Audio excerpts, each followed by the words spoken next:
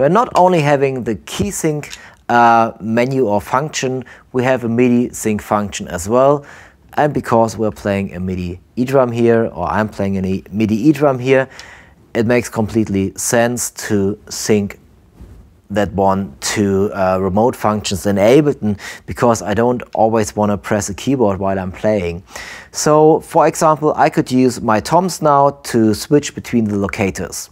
So you need to be aware of that the MIDI remote function from this MIDI note, which is sent by Tom 1, for example, will be blocked if I sync it to a remote.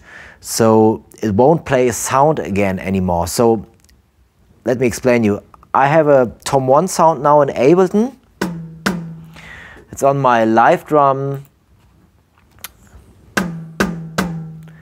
So, and if I go now into the MIDI menu, which is just up here next to the key menu, and I'm going to assign these errors to my Tom 1 and my Tom 2. And now if I leave the MIDI menu, Command M or STRG M, no sound is being played, because this MIDI note, which is now being sent, is used for a remote function. So I can control the locator now, but I have lost 2 pads.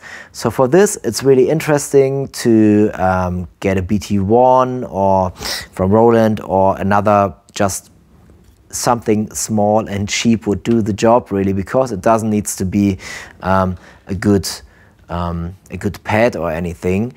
Just get something cheap if you just use it for that one, and then maybe you have a few empty sockets on your drum module, or I only have one stereo, so I could split this one, put 2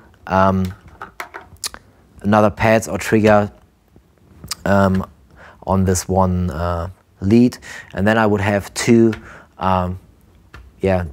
options to send MIDI to remote stuff in Ableton. So now I can just press play and locate between the different locators with my toms.